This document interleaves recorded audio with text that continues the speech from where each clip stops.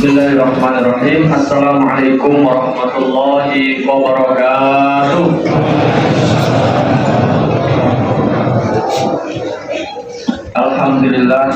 Alhamdulillahirabbil alamin.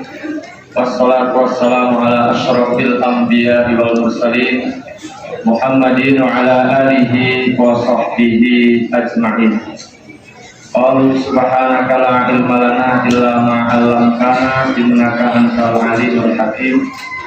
Allahumma inna nas'aluka khairal hadzal yaum, khairal hadzal lailah, fathaha wa nasraha wa nuraha wa barakataha wa hudaha, wa na'udzubika min syarri ma fiha wa syarri ma ba'daha. Bapak-bapak, ibu-ibu, muslimin, muslimat, hadirin hadirat jamaah sholat isya dan sholat tarawih Masjid Al-Mukminin, Kelurahan Serdang, rahimahullah. Di kesempatan malam hari ini, karena kita masih di awal-awal Ramadan, kultum Ramadan, di kesempatan malam hari ini masih seputar berkaitan dengan hal-hal yang dianjurkan, hal-hal yang disunnahkan ketika di bulan Ramadan, ketika kita sedang melaksanakan siam atau puasa di bulan Ramadan. Jamaah sekalian, salah satu di antara yang dianjurkan, ditekankan, disunnahkan ketika di bulan Ramadan adalah melakukan qiyam Ramadan, melaksanakan apa yang kemudian kita sebut dengan sholat tarawih, sholat tarawih ya. Hal ini berdasarkan sabda Rasulullah SAW yang berbunyi, man qama Ramadan imanan wa ihtisaban ghufira lahu ma taqaddama min dhanbi. Siapa yang melaksanakan qiyam Ramadan, sholat tarawih, karena dilandasi oleh iman dan ihtisaban, ya, mengharapkan pahala dari Allah, maka diampuni dosa-dosanya yang telah lalu. Dan karenanya berdasarkan hadis ini kita dianjurkan untuk selama bulan Ramadan untuk senantiasa melaksanakan sholat tarawih. Jadi jangan sampai terlewatkan malam-malam Ramadan kecuali kita melaksanakan sholat tarawih. Jadi jangan hanya semangat di hari pertama atau pekan pertama saja, karena justru dianjurkannya itu untuk kita menjaga semangat kita, mujahadah kita itu sampai akhir, bahkan semakin akhir semakin kencang, semakin gaspol. Nah, kira-kira begitu. Para hadirin sekalian, rahimahullah, dan sunnahnya sholat tarawih itu dilakukan berjamaah di masjid, sebagaimana Rasulullah SAW contohkan. Jadi kalau ada pilihan opsi, ya, satu yaitu sholat berjamaah di masjid, tapi dilakukan di awal seperti ini. Kan sholat malam itu, sholat qiyam Ramadan atau tahajud itu kan sebenarnya yang paling utama di akhir. Tapi kalau pilihannya dilakukan berjamaah secara massal seperti ini di masjid, di awal habis sholat isya langsung, kemudian pilihan kedua sendirian tapi di pertiga malam terakhir, maka yang lebih utama adalah seperti ini. Lebih utama adalah karena kalau dilakukan jam 2 kira-kira sebanyak ini nggak Pak? Kira-kira sebanyak ini enggak. Makanya kita karena nggak bisa melaksanakan dan kemungkinan pesertanya nanti sedikit, ya kita laksanakan di awal ya. Dan ini yang lebih utama. Jadi sebisa mungkin kita perjuangkan untuk selalu berjamaah dalam sholat tarawih. Dan yang lebih utama lagi adalah mengikuti sholat tarawih itu sampai selesai. Karena ada di antara jamaah yang dapat 8 seperti ini, tinggal witir terus pulang. Ada nggak Pak? Nah, ada. Boleh nggak? Ya boleh aja. Tapi kurang afdol. Yang lebih afdol itu mengikuti sampai selesai. Karena Rasulullah SAW pernah mengatakan, man qama ma'al imam hatta yansarifa kutiba lahu qiyamul lailah.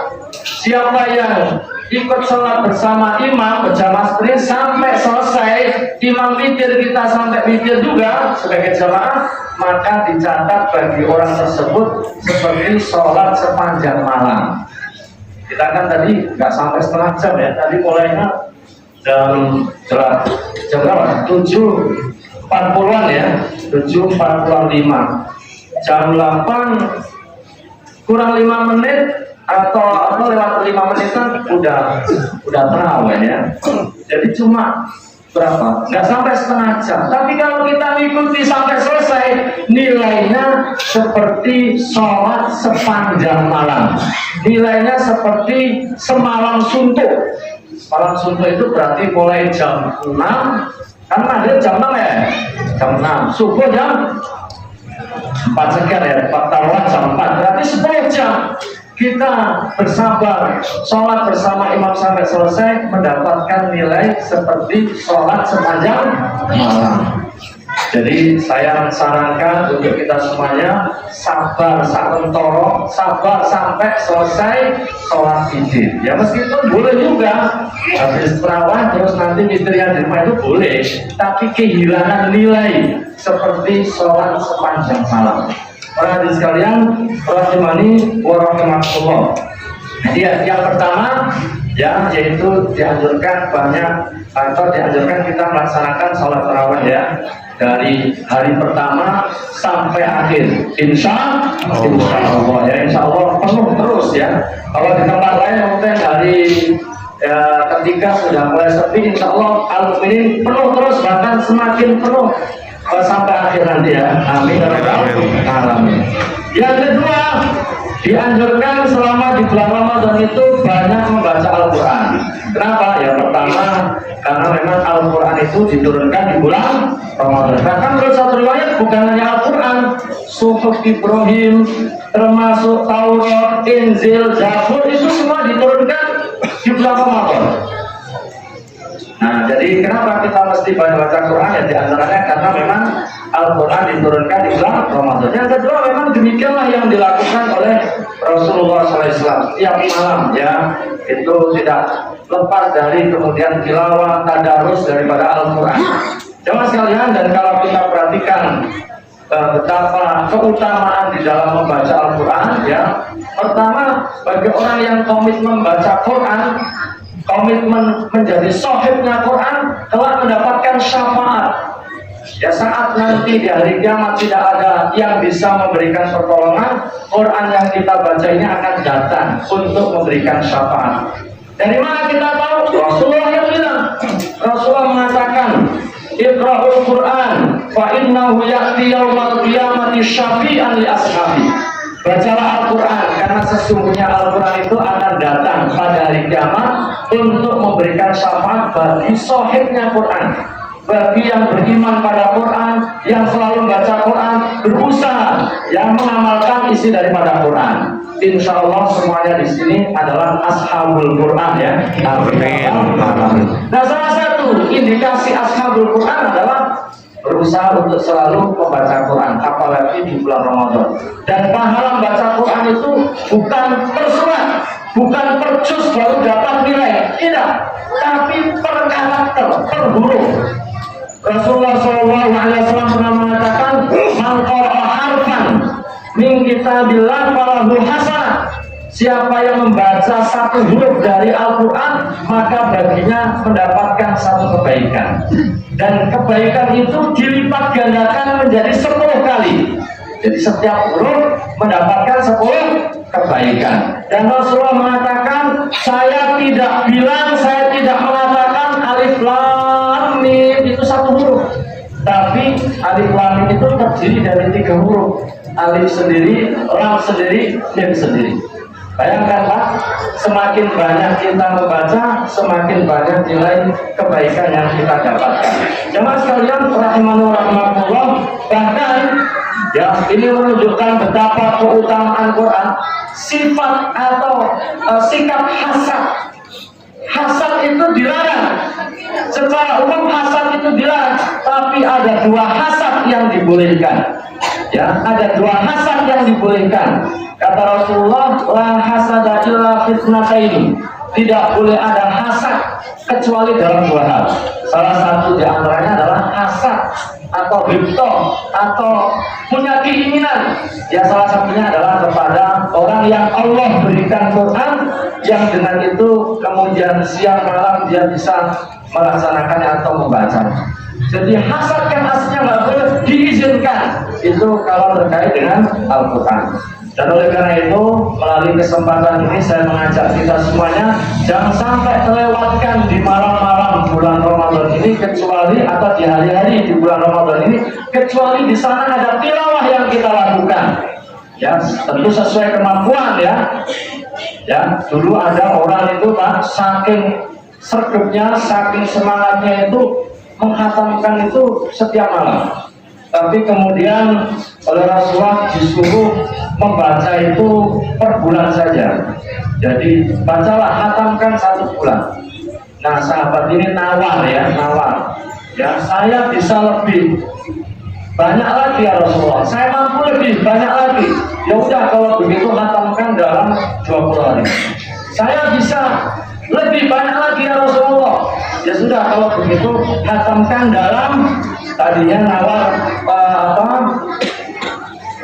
oleh Rasulullah diperintahkan 20 hari. Terus kemudian disuruh menghatamkan 10 hari. Masih nawar lagi. Kata Rasulullah, ya sudah bacalah dalam setiap pekan.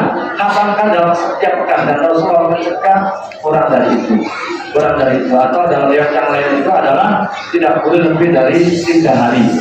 Artinya jamaah sekalian, jamaah atau sahabat dahulu itu nawar juga ya, sama dengan kita, cuma kalau nawarnya kayaknya beda Pak ya. Disuruh baca 1 bulan khatam, kira-kira nawarnya gimana Pak? Setahun. Sama nawarnya ya, tapi beda kelasnya nawarnya. Kalau mereka nawarnya bisa lebih banyak lagi, sampai harus dibatasi ya. Dalam kuliah dalam sekalian, ya tentu artinya kembali kepada masing-masing. Intinya jangan sampai dalam hari-hari di bulan Ramadan ini ada 1 hari yang kita tidak bacakan. Kalau perlu kita bikin program, bikin ya semacam target. Hari ini saya baca berapa kalau bisa ya, yang belum pernah khatam menargetkan khatam. Kalau yang sudah pernah khatam sekali ya ditargetkan lebih ya. Bahkan kalau kita lihat sirah para pendahulu kita itu ada yang setiap 1 pekan khatam, ada yang setiap 3 hari khatam, ada yang 2 hari setiap 2 hari khatam, bahkan ada setiap hari khatam, bahkan ada yang menghatamkan itu 2 kali dalam sehari. Nah kita kayaknya model-model kayak kita kayaknya susah saya. Ya tentu kembali kepada kemampuan masing-masing. Alhamdulillah jangan sampai melewatkan hari-hari dalam bulan Ramadan ini kecuali di dalamnya ada membaca Al-Quran. Terakhir jamaah sekalian, karena tidak boleh lama-lama ya. Yang terakhir yang ingin saya sampaikan adalah di antara yang disunahkan di dalam bulan Ramadan itu adalah banyak doa. Banyak apa? Doa. Karena kata Rasulullah ada 3 doa yang tidak akan ditolak. Ada 3 doa yang tidak akan ditolak. Siapa? Doanya yang pertama adalah doa orang yang puasa sampai dia berbuka. Jadi selagi atau selama kita sedang puasa, ya kita banyak isi dengan diantaranya dalam doa ya. Doa apa saja? Doa kebaikan dunia akhirat. Yang belum punya jodoh mudah-mudahan dikasih jodoh. Yang sudah punya jodoh, yang belum punya anak mudah-mudahan dikasih anak. Yang belum banyak rezeki ya minta rezeki. Yang banyak utang minta apa? Lunaskan. Bukan banyak utang lah ya. Kita saya ajarkan 1 doa biar lunas utangnya. Mau apa? Mau. Banyak utangnya berarti ya. Jadi ada 1 kasus ya, ada orang yang dia ini budak, seorang budak yang sudah berjanji kepada tuannya mau membeli dirinya untuk dibebaskan, cuma nggak lunas-lunas. Akhirnya ngadu kepada Ali bin Abi Thalib. Dan rupanya Ali ini mungkin juga nggak bisa bantu uang. Akhirnya diajarkan doa yang kemudian itu adalah katanya dari Rasulullah SAW. Yang kalau itu diamalkan, seandainya orang itu punya utang 10 gunung, maka Allah akan memberikan kemudahan untuk Amin. Ya, jadi mudah-mudahan yang punya utang dilunasi oleh Allah Subhanahu wa taala ya. Amin. Saya bacakan doanya nanti diikuti. Allahumma Infini bihalalika bihalalika an haramik an harami wa amnini wa ahnini bifadlika amman siwak. Sekali lagi. Allahumma infini bihalalika an harami wa ahnini bifadlika amman siwak. Allahumma infini bihalalika an harami wa ahnini bifadlika amman siwak. Udah apa belum, Pak? Belum. Nah, gimana caranya ini? Udah gini aja deh. Tulis nomor HP saya 081286211103. Atau nanti tanya Pak Jelani ya. Nah, nanti tulis Abdul Muhid Portable. Nggak ada kiainya, tadi kan dikasih kiai ya. Nama saya nggak ada kiai. Jadi Abdul Muhid Portable. Nah ini nanti kalau ada yang pengen ini saya share doa tadi ya, atau mungkin doa-doa yang lain, atau mungkin ada yang pengen nanya silakan ya. Coba sekali lagi. Allahumma Infini bihalalika an harami wa ahnini bifadlika amman siwak. Ya Allah, cukupkanlah aku dengan yang halal dan jauhkan aku dari yang haram, dan cukupkanlah aku dengan karunia-Mu dari bergantung pada selain ya. Mudah-mudahan semuanya punya utang dilunasi oleh Allah Subhanahu wa taala. Amin ya rabbal alamin. Assalamualaikum warahmatullahi wabarakatuh. Waalaikumsalam warahmatullahi wabarakatuh.